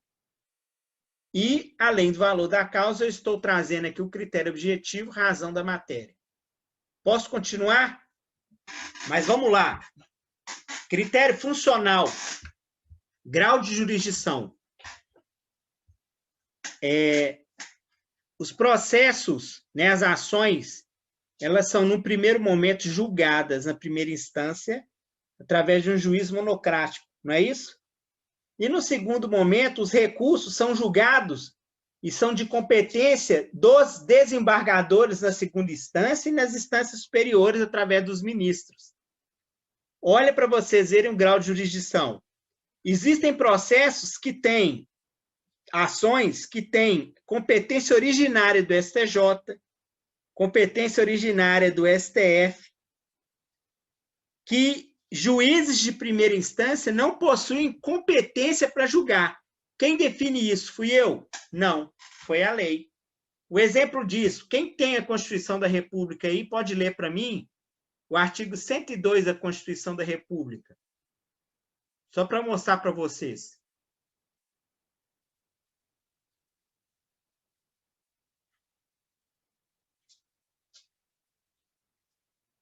(102). 102? Isso. Compete ao Supremo Tribunal Federal, principalmente a guarda da Constituição, cabendo-lhe processar e julgar... Vai, pode ir. Processar e julgar originariamente. A. Ação direta de inconstitucionalidade de lei ou ato normativo federal ou estadual e a ação declaratória de constitucionalidade de lei ou ato normativo federal. Ponto. Ponto, não precisa ler, não. Vocês perceberam? É competência exclusiva do STF. Competência originária dele. Esses atos e essas ações, elas não podem ser julgadas por juiz de primeira instância. Por quê? Porque a lei definiu que compete ao STF fazer análise disso. Da mesma forma, lê para mim aí, Ricardo, o 102. Vão agora lá no 105, por favor. Lê para mim o 105. Inciso 1, a linha A. Vamos lá. Artigo 105. Compete ao Superior Tribunal de Justiça 1. Processar e julgar originariamente. A. Nos crimes comuns, os governadores dos estados e do Distrito Federal e, nestes e nos de responsabilidade, os desembargadores dos Tribunais de Justiça dos Estados e do Distrito Federal, os membros dos Tribunais de Contas dos Estados e do Distrito Federal, os dos Tribunais Regionais Federais, dos Tribunais Regionais Eleitorais e do Trabalho, os membros dos Conselhos ou tribunais de contas dos municípios e os do Ministério Público da União que oficiem perante tribunais. Perceberam? Somente o STJ tem competência originária para julgar esse tipo de ação. Olha que interessante aí o grau de jurisdição. Então, esse é o critério funcional. Outro critério funcional, fases do procedimento. Vou dar um exemplo para vocês. A fase recursal, quem julga não é o Tribunal de Justiça? Ele que vai analisar a fase recursal. Aqui em Belo Horizonte, existe uma secretaria que chama Centrase. Todo e qualquer cumprimento de sentença é realizado e é competência exclusiva da Centrase. Então, nos processos de Belo Horizonte. Então, essa Centrase é que vai ser o responsável em exigir o cumprimento das sentenças. Competência do Centrase. Os crimes contra a vida é competência do júri. E aí existe uma fase anterior para ver se realmente o júri vai ser o local onde se vai ter o júri, que é o momento da pronúncia. Se quando da pronúncia, e vocês vão aprender isso quando vocês estiverem aprendendo processo penal e vocês estiverem aprendendo os crimes contra a vida. No rito do júri, existe anterior uma análise, o caso vai ser julgado pelo júri. E aí a pronúncia. Se o juiz do júri verificar que não é um caso de crime contra a vida, de competência do júri, ele manda para o juiz criminal para ele analisar e dar sentença e julgar, através das provas, através da análise do processo, e não através do rito especial do júri. Perceberam? Então, aqui, a fase do procedimento é o outro critério funcional. E o último critério funcional, o objeto do juízo. Quando nós temos aí questões relacionadas à própria... ao juiz em si, por exemplo, existem juiz, que é vamos colocar lá, o desembargador, que ele tem como função analisar os recursos e os processos que são originários lá do Tribunal de Justiça. E nós temos também os juízes de primeira instância, que, na maioria das vezes, vai analisar os processos que são, as ações são juizadas na primeira instância e, às vezes, quando necessário, ele faz também análise de justiça dos processos eleitorais. Perceberam? No que diz respeito à classificação de competência interna, nós temos também o critério territorial, onde nós temos o foro comum, que na maioria das vezes é o foro do domicílio do réu. Quem definiu isso fui eu? Não, foi a lei, pessoal. Está lá no CPC. E temos o foro especial, que também é definido através de um local onde aconteceu o fato. Vai depender, por exemplo, na hipótese de alimentos, onde nós temos o alimentando, onde fica a residência do alimentando. Na hipótese de acidente de trânsito, é o local do fato onde ocorreu o acidente ou o domicílio do autor, que são os foros especiais. Quem define isso? Sou eu? Não.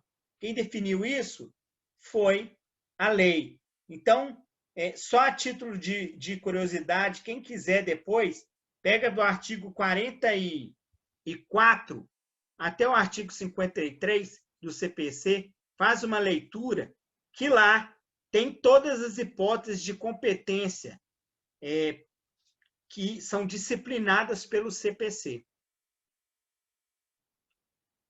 E aí, esses critérios que eu apresentei para vocês são critérios, e aí, a partir do artigo 42 até o artigo 53, nós temos aí as hipóteses de competência que são disciplinadas pelo CPC. que são hipóteses de regras comum, geral e especial. E quem define é a lei. Então, a lei que vai ser a responsável em definir e gerar os critérios de competência. Quando eu falei de valor da causa, eu falei, quem definiu isso foi a Lei 10.259 e a Lei 12.153. Quando eu falei em razão da matéria, a lei definiu. No CPC, o artigo 44 define, o artigo 102, o artigo 105, o artigo 109 define. Quando eu falei grau de jurisdição, a lei definiu da mesma forma. E aí eu comentei com vocês, né, no caso da Constituição, artigo 105 e 102. Quando eu falei as fases do procedimento, a lei definiu. O CPC define as hipóteses, né, de cumprimento de sentença, quando dos processos lá no tribunal. E aí vai. Então, quem define os critérios de competência interna é a lei. Não sou eu que defino isso, é a lei que define. Então, para a gente poder fazer um estudo aqui, para a gente poder fazer um entendimento sobre esse assunto. Vamos lá. Olha que interessante. Eu tenho...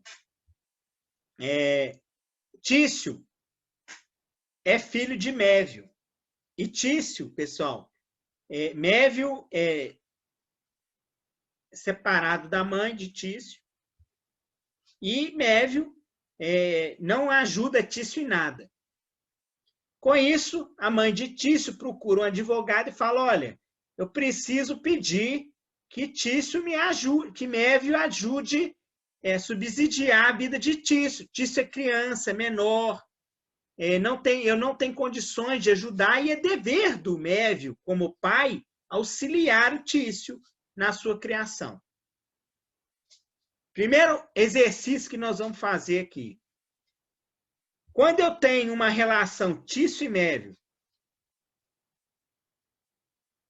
isso está estabelecido como competência da Justiça Federal lá no artigo 109?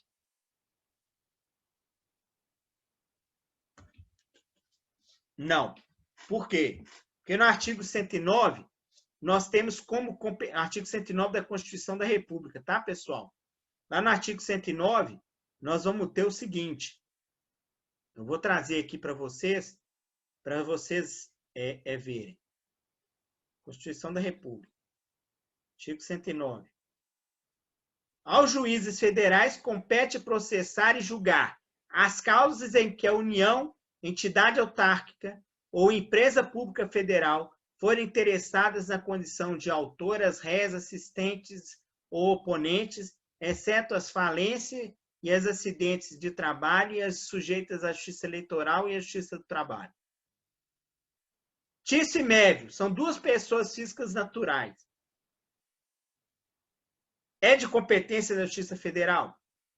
Não. Por quê? Para ser competência da Justiça Federal, primeiro, a matéria, que é a matéria relacionada à família, teria que estar aqui disciplinado no artigo 109. Não está. Segundo, Mévio tinha que ser entidade pública, União, entidade autárquica ou empresa pública, e Tício da mesma forma. Não é. Então, a primeira coisa que a gente vai fazer, se não é competência da Justiça Federal, é competência da Justiça Comum Estadual. Essa questão aqui é competência da Justiça do Trabalho? Está discutindo aqui relação de trabalho? Não. Família, não é? Então, já estamos excluindo. É da Justiça Militar?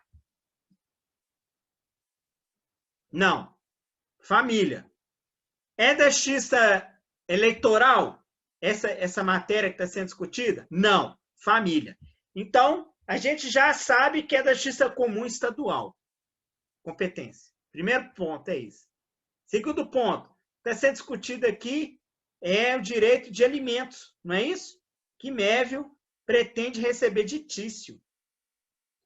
Eu sei que em Contagem tem lá no fórum de Contagem, tem vara de família. Além disso, tem vara civil, vara criminal e vara de sucessões. Pelo que a gente está discutindo aqui, é crime? Não é crime. Pelo que a gente está discutindo aqui, é direito sucessório? Inventário? Não é. É alguma matéria relacionada a algum contrato, alguma discussão de direito do consumidor, qualquer coisa nesse sentido? Não. Então, a única matéria que nós temos é relacionada a alimentos, direito de família.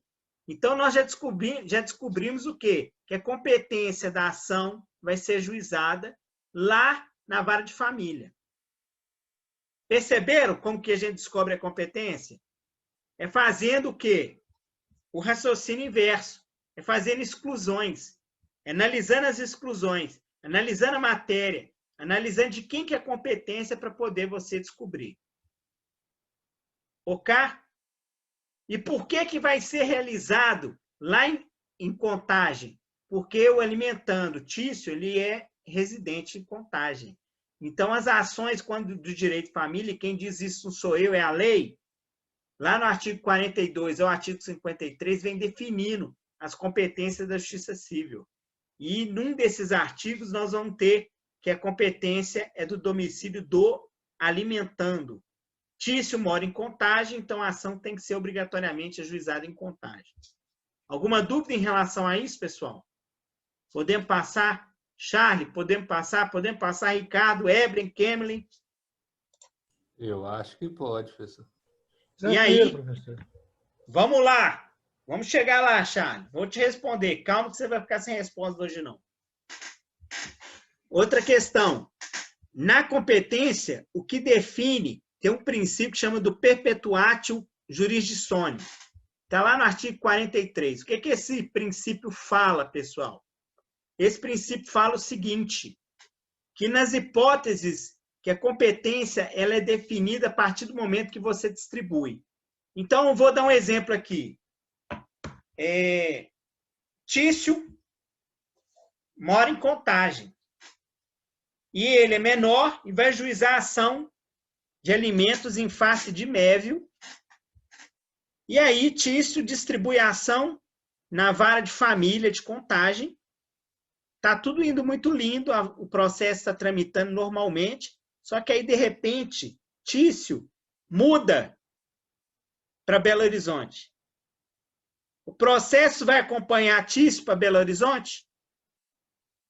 Não. Por quê? Porque a competência, conforme o princípio da perpetuatio jurisdictionis, a competência foi estabelecida durante a distribuição.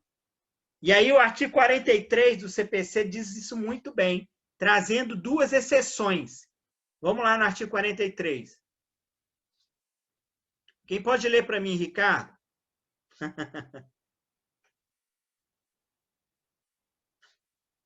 CPC, né? É. Artigo 43. Determina-se a competência no momento do registro ou da distribuição da petição inicial, sendo irrelevantes as modificações do estado de fato ou de direito ocorridas posteriormente. Ponto. Olha o exemplo que eu dei. Olha o exemplo que eu dei. Tício mudou para BH. Processo não vai com ele. Mudou para Goiás. Não vai com ele. A competência, quando foi distribuído, era domicílio de Contagem, porque ele morava lá. Se ele mudou, o problema é dele. A ação vai continuar lá em Contagem. Princípio da perpetuatio jurisdictionis. Existem alguns juízes, cara, e aí, pasmem, que não observando esse princípio, declinam a competência para outra comarca. É um absurdo isso, mas acontece. Professor, Mas é errado. Oi. A competência relativa não é principalmente de interesse particular? Isso. Essa causa não seria de interesse particular? Isso. Só então, que... como é que ela é absoluta? Calma que eu vou te explicar isso, Charles. Você está querendo passar em cima dos bois, isso. A gente está falando outra coisa. Calma. Eu estou tentando ajeitar minha cabeça com esse negócio aqui, mas não está. Quando eu for explicar absoluto e relativo, que eu ainda não cheguei lá, eu vou contar tudo para você. E você vai entender. Beleza? Mas primeiro a gente tem que construir a casa pelo alicerce. Depois que a gente constrói o telhado. Entendeu? Não adianta a gente construir o telhado primeiro, senão a casa cai. Beleza? Vamos seguir, então. Então tá bom. E aí vamos lá. Existem duas hipóteses que são exceções a esse perpetuatio jurisdictionem. E quais são essas hipóteses, pessoal? Vamos lá. Continua lendo. Ricardo. Salvo quando suprimirem órgão judiciário ou alterarem a competência absoluta. Então, vou dar um exemplo para vocês. Olha, o Tício mora lá em Pedra Azul. Ajuizou a ação de família na vara única. Que o juiz, ele acumula várias competências. Só que aí, o que aconteceu, pessoal? Pedra Azul criou uma vara, que é a vara de família. Então, todos os processos que tinham como matéria o direito de família, estarão indo agora para a vara de família. Houve a modificação de competência? Houve. Agora o juiz especial, que é o juiz específico da vara de família, vai analisar os processos de família. Por quê? Porque modificou. Olha a hipótese aí. Uma outra situação que pode acontecer também, que é o caso, né? Que está aqui no artigo 43. Quando o órgão, por exemplo, existe a comarca de Pedra Azul, ela acaba. Acontece uma situação, o Tribunal de Justiça fala assim, não tem processo suficiente na comarca de Pedra Azul, agora a comarca de Pedra Azul ela vai ser extinta e todos os processos de Pedra Azul vão para Almenara. Competência vai mudar para Almenara. São hipóteses que a gente está dando aqui para vocês entenderem. Isso vai acontecer? Não. Mas é para vocês visualizarem quando que ocorre que o perpetuatio jurisdictionem ela não vai ocorrer, mas a princípio o que vai subsistir é esse princípio da perpetuatio jurisdictionem, salvo as exceções que foram estabelecidas pela lei no artigo 43. Ok? Agora, Charles, nós vamos entender a competência absoluta e a competência relativa, cara. E aí você vai ver como é que tudo vai ficar mais fácil depois de tudo que eu apresentei para vocês.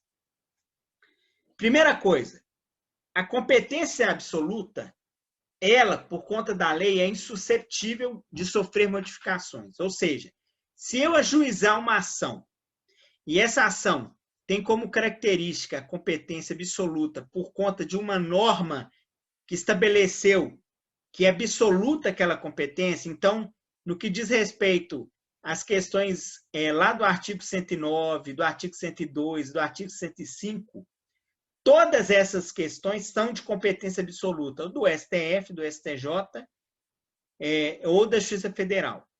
Quem define isso é a lei, não sou eu. Então, o critério da competência absoluta ele é definido pela lei. Ok? E tem como critério a matéria e a competência funcional. Então, quando a gente analisou questões relacionadas à matéria e competência funcional, eu vou ter como competência absoluta. Por que isso acontece, Charles? Porque a matéria é de interesse público, cara. É matéria em que a lei define como um interesse público. Quando que, de ofício, o juiz, analisando que ele é incompetente, ele obrigatoriamente precisa declinar a competência e encaminhar aquela ação para o juízo competente. Então, o juiz civil não julga processo criminal. Juiz trabalhista não julga processo civil. Juiz criminal não julga processo trabalhista. A lei define que a competência absoluta do juiz criminal julgar processos criminais. A competência absoluta do juiz federal julgar ações que competem à Justiça Federal na forma da lei. Não pode se mudar isso, porque isso vai gerar o quê? Um colapso no Poder Judiciário. Isso vai ferir a ordem pública. Por quê? Porque a lei determinou que se a lei ela vai ter efeitos erga omnes, vinculante a todas as pessoas, e quando ela é inobservada, ela vai gerar nulidades quando um juiz civil julga uma ação criminal, porque ele não é competente para isso. Um juiz trabalhista julgar uma ação criminal, ele não é competente para isso. Isso ofende a lei, a norma. Então, por isso que ofende o interesse público, porque se você ofende a norma que definiu isso, você está ofendendo o interesse público. A lei ela é criada para poder atingir todo o interesse público. Percebeu isso? Por enquanto, Chá? Segundo ponto, competência relativa. E aí, existem exceções, pessoal? Existem. No direito, nada é absoluto, vamos falar assim. O que é absoluto no direito é que ele é relativo. Então, existem as exceções. Algumas exceções vão ocorrer, mas, no que diz respeito à competência absoluta, aquele juiz que está ali competente para analisar aquela determinada matéria, em razão de uma competência também funcional, ele obrigatoriamente tem que decidir aquilo ali. Ele não pode ser um outro juiz. Por quê? Porque senão vai gerar nulidades e isso pode gerar prejuízos, isso pode gerar insegurança jurídica, isso vai ofender a lei e aí isso vai ofender o interesse público. Em relação à competência relativa, ela é passível de modificação por vontade das partes, ok? Ou por prorrogação oriunda de conexão e continência, que eu vou explicar para vocês posteriormente. Desde o primeiro dia de aula, eu venho comentando e perguntando para vocês quais são os elementos da ação. Não sei se vocês estão lembrados disso. E aí eu pergunto, quais são os elementos da ação? E aí eu apresento para você as partes, causa de pedir e o pedido. São os elementos da ação. Por que eu faço isso desde o primeiro dia de aula? Para já criar em vocês o quê? Para vocês já entenderem que existem elementos que são necessários à formação da ação. A gente vai ver eles de forma mais aprofundada lá na unidade 9. Mas esses elementos, quando nós estudamos competência, eles são necessários para que a gente possa depois, quando for estudar as formas de modificação das competências, e aí essa modificação ela é só possível na competência relativa, porque ali você discute interesses privados. E ela vai ter, a competência vai ser em razão do valor da causa e do território, no lugar do foro. Existem exceções no que diz respeito ao valor da causa, quando nós estamos falando do juizado especial, e aí o juizado especial da Fazenda Pública Federal e juizado especial da Fazenda Pública e o juizado especial federal. Apenas nessas hipóteses, a competência ela vai ser analisada como absoluta. No juizado especial estadual, Lei 9.099, essa competência é relativa. É facultativo parte, escolher onde eu vou juizar a ação. Ou no juizado especial, ou na justiça comum estadual. Por quê? Porque ela é relativa. É interesse meu escolher onde eu pretendo ajuizar. Porque a lei não definiu que o juizado especial estadual, a Lei 9.099, não definiu que a competência absoluta, as ações até 40 salários mínimos, obrigatoriamente serem ajuizadas lá no juizado especial estadual. Diferente da Lei 10.259 e da Lei 12.153, que definiu que é competência absoluta do juizado especial. Por isso, da exceção do valor da causa. Estão entendendo isso que eu estou falando agora? Então, se eu tenho uma ação que é até 40 salários mínimos, eu posso escolher. Vou ajuizar lá no juizado especial estadual. Não, vou preferir a justiça comum estadual. E essa competência territorial está definida na lei E aí eu vou dar um exemplo para vocês. O artigo 53, pessoal, é um exemplo de competência relativa. Quando você discute questões relacionadas ao artigo 53. Compete ao foro, é o território, é o lugar. E aí, eu vou dar um exemplo aqui, do lugar. E aí eu vou dar, lá no inciso, vou dar um exemplo aqui, o inciso 5º do artigo 53. De domicílio do autor ou local do fato, para ação de reparação de dano sofrido em razão de delito ou acidente de veículos, inclusive aeronaves. Quem definiu isso e trouxe que é o foro, e aí a gente tem que ter o quê? A maldade de ler na lei e entender na lei, e aí ter também saber definir, através do quê? Dos conceitos do direito, que a competência ela é relativa. Por quê? Olha, se eu tenho aqui o foro, eu tenho um território. Foro é local, é lugar. Então, a competência é relativa. Perceberam? E aí, com isso, eu posso escolher onde eu vou ajuizar. Se eu ajuizo essa ação, e aí eu vou dar um exemplo para vocês, para a gente poder encerrar a nossa aula em relação à competência relativa, e encerrar a nossa aula. E aí eu volto na próxima aula, tirando as dúvidas e falando um pouquinho mais, caso alguém tiver com alguma dúvida. Em relação, eu vou dar um exemplo.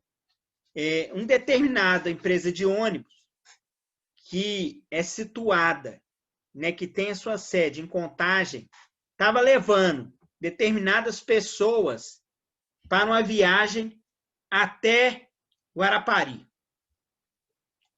Chegou em João Monlevade, o ônibus ele sofre um acidente e várias pessoas que moram em Contagem, outras que moram em Belo Horizonte, que pegaram ônibus na rodoviária de Belo Horizonte, sofreram prejuízos. E aí essas pessoas, diante desse prejuízo, tentaram resolver a questão sem precisar intervir, sem que o Poder Judiciário venha intervir através da ajuizamento da ação. Não tiveram esse, aí tiveram que ajuizar a ação. Primeira coisa, eu dei aqui para vocês várias cidades. Local onde a empresa de ônibus é situada, Contagem. Local do acidente, João Monlevade. Local onde as pessoas que são os autores da ação moram, Nova Lima, Belo Horizonte, Contagem. Aí um determinado que mora em Belo Horizonte ajuiza a ação em Belo Horizonte. Por quê? Porque conforme o artigo 53, inciso 5º, compete, vamos lá, é competente o foro de domicílio do autor ou do local do fato. O moço mora em Belo Horizonte, ele como autor, escolhe ajuizar a ação ou no domicílio de Belo Horizonte ou em João Monlevade. Por quê? Domicílio do autor ou do local do fato. O acidente ocorreu onde? João Monlevade. A pessoa, o autor, que é vítima do acidente, mora onde? Belo Horizonte. Então, ele pode ajuizar a ação ou no domicílio do autor ou no local do fato para a ação de reparação de dano sofrido em razão de delito ou acidente de veículos. Só que aí, o que acontece? Ele escolheu ajuizar a ação em Nova Lima. Em vez de ajuizar a ação ou em Belo Horizonte ou em Monlevade. A competência relativa para ajuizar aquela demanda, segundo a lei no artigo 53, é competência territorial ou do seu lugar onde ele mora, que é Belo Horizonte, ou em João Monlevade. Mas ele ajuizou lá em Nova Lima. Pode acontecer 3 situações aqui. Primeira situação, 2 situações, melhor dizendo. Primeira situação, o autor que ajuizou em Nova Lima, quando a empresa de ônibus for citada para tomar conhecimento da ação, isso vai acontecer, como é uma ação, como é um fato único para várias ações que foram juizadas, ele vai falar o seguinte: olha, a competência não é de Nova Lima. A competência é ou de Belo Horizonte, que é onde ele mora, ou de João Molevade. Ou, simplesmente, ela vai falar nada. Vai falar não. Ela simplesmente não vai manifestar. Se ela manifestar, o juiz ele pode declinar a competência porque ela manifestou para Belo Horizonte. Ou para João Molevade. Vai depender do que for alegado pelo réu. Se ele não manifestar, por conta de um instituto que chama prorrogação, por ser a competência relativa, o município de Nova Lima, o juiz de Nova Lima, torna competente para julgar aquela ação. Por quê? Porque a competência é relativa e existe um instituto que chama da prorrogação, que a gente vai ver na próxima aula. E aí eu vou explicar tudo para vocês de uma forma mais detalhada e vocês vão entender. Gente, eu sei que é muita informação, eu sei que a matéria é muito abstrata, mas eu estou tentando ser o mais didático possível para que vocês possam entender essa disciplina de competência. Prometo que na próxima aula vou procurar dar mais exemplos, vou procurar fazer com que a matéria fique mais palpável, e aí a gente vai fazer o seguinte: não teremos aula dia 25, eu vou precisar da aula do sábado, e aí a gente vai fazer a aula do dia 9 ao dia, às 9 às 11 horas da manhã do sábado, após o dia 25, que será dia, vamos fazer aqui, dia 28. Beleza? Tranquilos? Pessoal, eu sei que Beleza, tem dúvida, professor. mas até aqui tá dando para entender? Ou vocês... Eu estou aberto aqui a discussões. Eu entendi, mas entendi mais ou menos essa última parte, professor. É? Eu peguei a ideia que a competência absoluta é quando a Constituição, por exemplo, define que apenas um órgão, a lei define que apenas um órgão é capaz de matéria fazer ou competência funcional. E a relativa é quando tem mais de uma possibilidade. Só que Não, nesse último a exemplo... relativa, Charlie, é valor da causa ou território para definir a competência relativa. Quando você tiver na lei falando sobre valor de causa ou na lei falando território, isso é macete, a competência relativa. Quando na lei estiver falando em razão da matéria que está sendo discutida ou em relação da competência funcional, essa competência vai analisar ela como competência absoluta. Percebeu agora? Eu continuei no mais ou menos por causa de uma coisa, professor. Na última aula que a gente teve, na última ou na penúltima, não sei, de constitucional, o professor citou que um casamento, por exemplo, se uma mulher é de uma cidade do interior e um cara rico vai lá, acha a mulher, pega ela, casa e leva para a capital. Se ela quiser separar, por exemplo, ela, depois ele largou ela e tudo mais, ela volta lá para a cidade do interior, ela consegue fazer a separação mesmo nessa cidade do interior, mesmo não sendo o lugar, por causa da Lei Maria da Penha. Só que o cara, se por exemplo a mulher levar ele para a capital e ele tentar dissolver o casamento na cidade do interior, ele não consegue porque ele não tem esse resguardo. Tudo bem, mas isso é um critério, isso é um critério que está estabelecido na Lei Maria da Penha. Por isso. Então, e mas aí por isso o critério é competência funcional definida pela Lei Maria da Penha. Por isso que é competência absoluta. Percebeu? Mas aí você não colocou como competência relativa coisa que é do artigo 53, que é, por exemplo, o inciso 1 é a ação de divórcio. Isso. Mas não estamos falando de lei Maria da Penha, querido. Isso aqui é um divórcio consensual. Então, mas como é que ele é relativo se o cara não consegue, independente do território, realizar o divórcio? Só se ele tiver Consegue, no nenhum consegue. daquelas Mas se alternativas. tiver, aqui, consegue. Só que se tiver sobre a égide desse divórcio, está tendo briga, né? Houve aí uma discussão onde que teve a necessidade da separação do casal, distância, segurança, onde tem critérios de Maria da Penha, aí vai entrar na questão do critério de competência funcional. E aí que é absoluta. Percebeu? Quando não tem, é tudo consensual, é tranquilo, é de boa, cada um para um lado, não tem briga, não tem Maria da Penha, não tem nada. Ó, o pessoal não quer mais ficar casado, estão amigos, eles querem resolver a vida, cada um segue para um lado, aí vai entrar no critério do artigo 53, que é o critério geral. A Lei Maria da Penha é especial. Por isso que é o critério competência funcional, e aí, até que em razão da matéria, né? A matéria que está sendo discutida aí está diretamente ligada à Lei Maria da Penha. Por isso que é competência absoluta. Por isso que ele não consegue.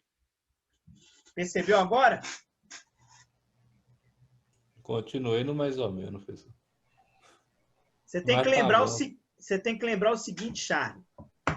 Quando eu tenho uma lei que define uma regra, e aí eu vou dar um exemplo para você. O artigo 109 da Constituição da República define uma regra de competência funcional e de direito material, em razão da matéria. O artigo 109 definiu, não fui eu. Se ele definiu, amigo, o critério é absoluto. Quem definiu que na hipótese de briga de casal, né, e que tenha a intervenção da Lei Maria da Penha para poder resguardar a mulher, quem definiu isso é a Lei Maria da Penha. Isso, quando ela Não, sim, define... essa parte aí eu peguei, é por causa, é da segunda parte que eu estava falando. Se for no caso da mulher, ela consegue separar em qualquer lugar que ela tiver. Se for a situação de o cara, por exemplo, a mulher Porque a pegou lei o cara definiu, do... cara. A lei Sim, definiu, mas... protege a mulher. Não, mas então, no Critério da outro Lei Maria. Não sentido. tem a Lei Maria... não tem a Lei José da Penha. É Lei Maria Mas é da no outro Penha. sentido, Fê. Se, por exemplo, o cara é o cara da roça e a mulher é da capital. Ela pegar o cara na roça, levar para a cidade para cuidar de lá mantendo e de repente quiser largar. Achou outro cara mais novo e quis largar o cara. Ele pode ir Ele lá não na consegue roça se... pedir o divórcio. Ele pode. Porque se ele Ele largar ela, consegue? consegue. Se não Ah, tem briga, não porque... tem Maria da Penha, não tem nada, consegue. Ah, então é porque o professor tinha falado que não dava. Por isso Não dava porque Maria que... da Penha. Ele falou Maria da Penha, Charles. Critério funcional, critério de competência funcional e critério em razão da matéria. Quando falou Maria da Penha, mudou tudo. Quando não se discute questões relacionadas específicas a critério da Lei Maria da Penha, regra geral, entra no artigo 53. Aí qualquer lugar você vai fazer. Percebeu Entendi. agora? Percebi. Maravilha. Tranquilo, então. Maravilha. Olha aqui o artigo 53, inciso 1º. Separação de divórcio, separação, anulação de casamento, reconhecimento ou dissolução da união estável. 3º. Aí vai lá aqui. Letra A. Domicílio do guardião de filho incapaz. Letra B. Do último domicílio do casal, caso não haja filho. Letra C. De domicílio do réu, se nenhuma das partes residir no antigo domicílio do casal. Letra D. De domicílio da vítima de violência doméstica, familiar, dos termos da lei 11.340, que é a Lei Maria da Penha. 2. De domicílio ou residência de alimentando para a ação em que pedem alimentos. Vocês lembram que eu falei para vocês? Vocês estão lembrando? Nesse caso aqui do artigo 53, tem a exceção da Lei Maria da Penha. Esse critério aqui, ele é um critério de competência absoluta. É as exceções. Você está entendendo agora, Charles? Estou entendendo. Então tá bom. Se não estiver entendendo, na semana que vem a gente explica de novo, não tem problema, cara. Eu quero que você entenda, não quero que você fique com dúvida, não. É complicado, mas a gente vai conseguir, eu tenho certeza que vocês vão entender de uma forma mais ampla aí. Beleza, pessoal? Queria agradecer a presença de todos aí, os guerreiros, né? Ricardo, Eben, Charlie, Kemley. Muito obrigado aí por ter continuado aqui comigo até o final. A gente